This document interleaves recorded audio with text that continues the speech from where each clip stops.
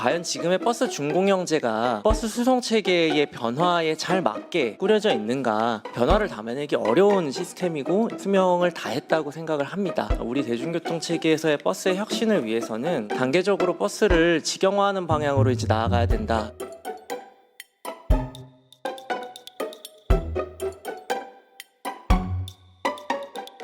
저는 이제 서울에 계속 이후로도 살면서 대중교통을 이제 자주, 저는 이제 차가 없습니다. 그래서 이동하려면 대중교통을 탈 수밖에 없는 사람인데, 제가 오늘 토론회를 좀 준비를 하면서 시내버스를 저는 이제 언제 탈까를 좀 한번 생각을 해봤습니다. 보통 택시 말고 이제 다른 교통수단이 없는 시간에 타는 것이 한 가지가 있을 것 같습니다.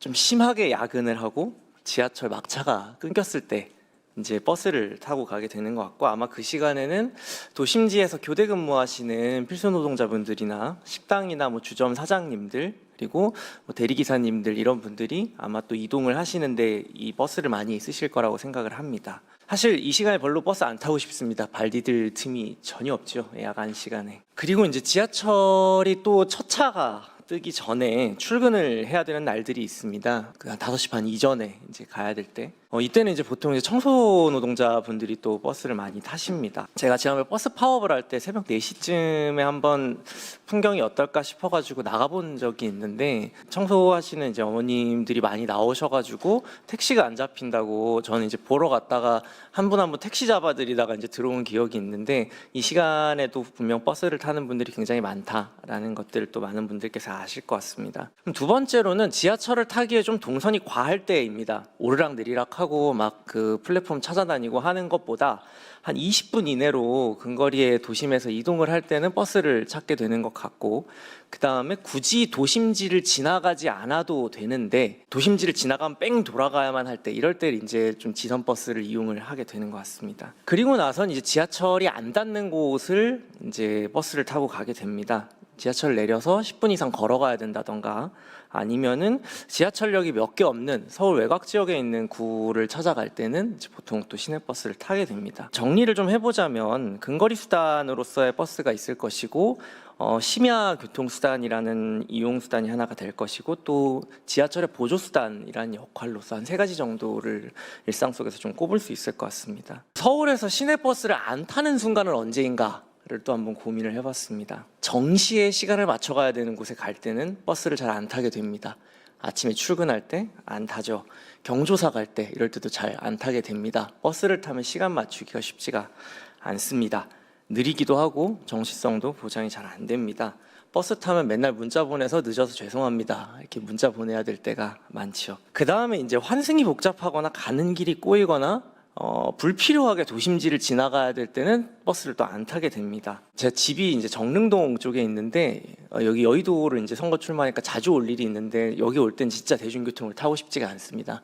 1시간 20분씩 막 걸리고 이러는데, 내부순환로에 타면은 한 20-30분이면 오는데 차를 타고 싶다는 생각이 좀 들더라고요. 그 다음에 이제 피크 혼잡 시간대는 버스를 좀 피하게 됩니다. 제가 이 얘기들을 이제 쭉 드린 거는, 버스라는 것이 타야 하는 이유가 있는 사람들이 분명하게 존재합니다. 지하철이 안 닿거나 지하철 타는 게 더 시간 낭비거나, 아니면 지하철이 멈춰 있거나 이런 시간에 버스로 수송을 하지 못하면은 이분들이 이제 다 자가용을 이용하시게 되겠죠. 대중교통 체계에서 버스가 이 수송을 받아주지 못할 때 다 이탈을 하시게 됩니다. 그런데 이제 버스를 이 순간에 찾지 않게 되는 이 허들들을 어떻게 넘을 것인가, 이것이 이제 저는 대중교통 체계의 혁신이 가야 되는 방향이라고 생각하고, 그 방향을 잘 담을 수 있는 그릇이 버스를 어떻게 운영할 것인가에 이제 논의로 이어져야 된다고 봅니다.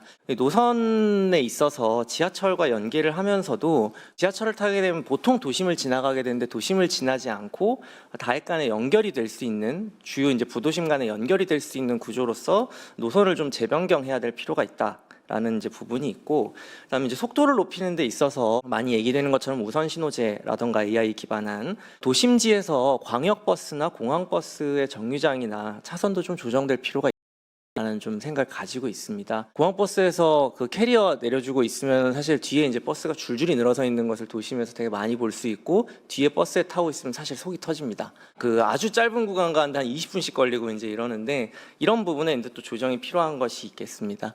그리고 또 심야 시간에 저는 이제 지금 많이 얘기되고 있고 또 일부 도입이 되어 있는 자율주행 버스를 적극 도입해서 심야 시간을 활용해서 이것을 이제 좀 안착화하고 실험하는 과정들을 많이 만들어야 된다라는 생각도 갖고 있습니다. 우리가 보면은 이제 심야 시간에 노선들을 좀 더 확대하고 수요를 반영해서 좀 더 이제 그 배차 시간도 조정할 필요가 있을 텐데, 이 수요를 이제 지금 그 자율주행 버스 도입을 통해서 점차적으로 좀 해결해 나가면 좋겠다라는 것도 있고, 심야 시간을 이용해서 저는 DRT나 이런 실험들도 함께 해볼 수 있다고 생각합니다. 낮 시간에 실험을 먼저 하기에는 사실 교통량도 굉장히 많고 여러 가지로 이제 복잡하기 때문에 이 시간을 좀 이용하면 좋겠다라는 것이 있는데, 가장 중요한 것은 이걸 이제 어떻게 적용할 것인가의 문제에 있다고 생각을 합니다. 그러자면 저는 이게 이제 버스 직영제로 가야 된다라는 입장을 갖고 있는데, 지금 이제 준공영제를 하고 있고 또 일각에서는 민영과 공영을 뭐 이제 섞어서